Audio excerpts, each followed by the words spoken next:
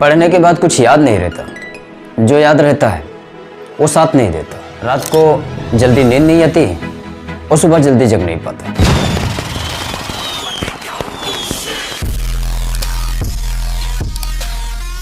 बहुत ज़्यादा परेशानी है आज के युवा में, आज के स्टूडेंट में। स्टूडेंट समझ ही नहीं पाता हमें पढ़ाई कैसे करनी है यार। अगर हम पढ़ते हैं तो भूल जाते हैं। देखो स्टूडेंट जो है ना, भारत का भविष्य है। आज कोई अच्छा दौड़ रहा है, कोई अच्छा खेल रहा है, अलग अलग प्रतिभा है उनमें।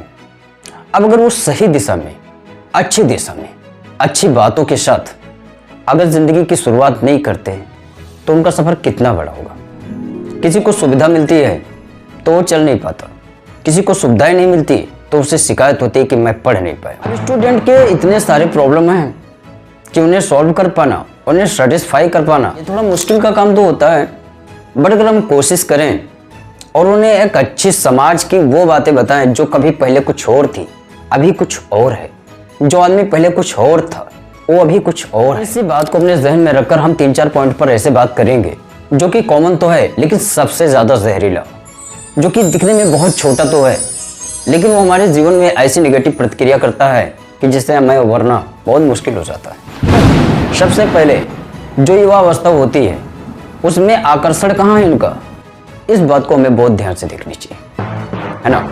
अगर हम इस बात को नोटिस नहीं करते तो क्या है कि किताबों से जब प्रेम करना था, लड़का कहीं और प्रेम करता है या लड़की कहीं और प्रेम करती है।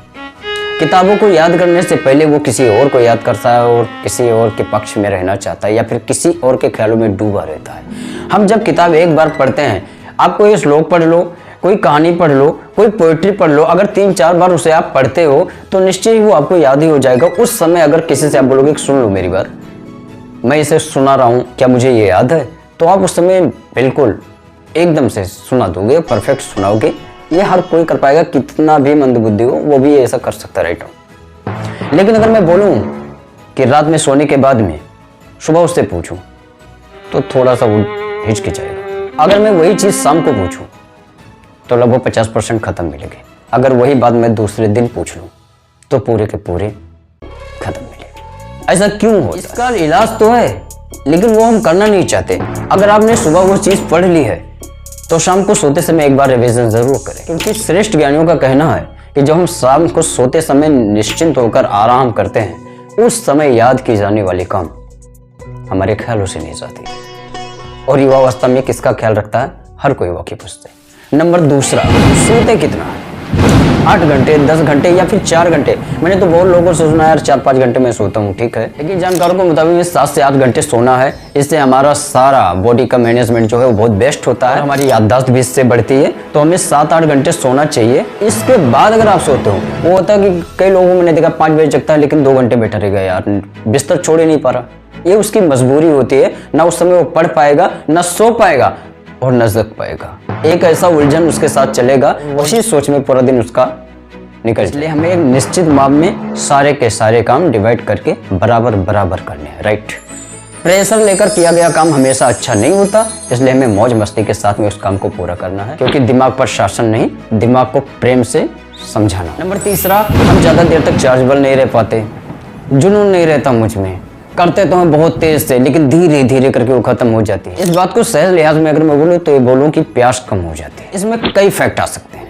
पहले बात, आप मेंटली फिजिकली स्वस्थ तो है ना, हेमोग्लोबिन प्लेटलेट सब सही है ना, क्योंकि जिसका हेमोग्लोबिन प्लेटलेट डाउन रहता है वो उसको ऑलरेडी सुस्ती रहती है, वो नींद सही रहता है, उसको कुछ करने में मजा नहीं आता। सबसे पहले आप फिजिकली खुद को टेस्ट करवा लें। दूसरी बात, आप अपने एजुकेशन से रिलेटेड ऐसे लोगों के बीच में बैठे जो आपसे बहुत ज़्यादा फास्ट है और उसकी सोच से कल्पना कीजिए कि इसमें क्या और मुझ में क्या नहीं है। उस बिहेव में जाने की कोशिश कीजिए, उस बर्ताव में खुद को लाने की कोशिश कीजिए। दूसरी बात, मोटिवेशन सोशल नेटवर्क पर पढ़िए, मोटिवेशन देखिए और अपने एजुकेशन से रिलेटेड कहानियाँ भी सुनिए। टाइम मस्ती, कुछ टाइम पढ़ना, लेकिन जब पढ़ना तो बहुत विधिवत तरीके से पढ़ना जो कभी भूल नहीं जाए। तो मैं कहूँ लाइफ के साथ में खिलवाड़ नहीं करनी है। आप फिजिकली मेंटली खुद को पहचानिए और जो कमी हो उसको पूरा करने की कोशिश कीजिए। नंबर नेक्स्ट, सबसे बड़ा चेंज अगर कुछ ला सकता है आपके लाइफ में तो आपकी रियल लाइफ। जब भी आपका मन आपके पथ से भटकने लगे तो आपको सिर्फ एक बात सुननी है, कितनों की उम्मीद आपसे लगी है। अगर आपके पापा आपको पैसा दे रहे हैं तो कहाँ से दे रहे हैं, अगर आपकी मम्मी आपको सुबह खाना बनाकर दे रही है तो कैसे दे रही है, जब आप सर्दी में जग नहीं पाते आपकी माँ चाय बना रही होती, राइट। जब इस चीज को आप सोचना स्टार्ट करेंगे तो मेरे ख्याल से कोई भी मोटिवेशन की जरूरत ही नहीं पड़ेगी। क्योंकि मेरे भाई अगर परेशानी नहीं रहेगी तो फिर आपको लोग जानेंगे कैसे। यानी अपना लाइफ सबसे बड़ा मोटिवेशन है, लाइफ की परेशानियां सबसे बड़ी उत्तेजनाजनक वो फोर्स हैं जिससे आप सोच सोच कर बार बार दौड़ते हैं, जगने पर मजबूर हो जाते हैं, फिर रात के 12 बजे या फिर तुम्हारे 12 बजे कुछ असर नहीं करती, सिर्फ सफलता ही नजर आती है। अगर मेरी वीडियो से कुछ सीखने को मिलता है आप सभी को तो मेरे चैनल को सब्सक्राइब कर अपने फ्रेंड को शेयर जरूर करें।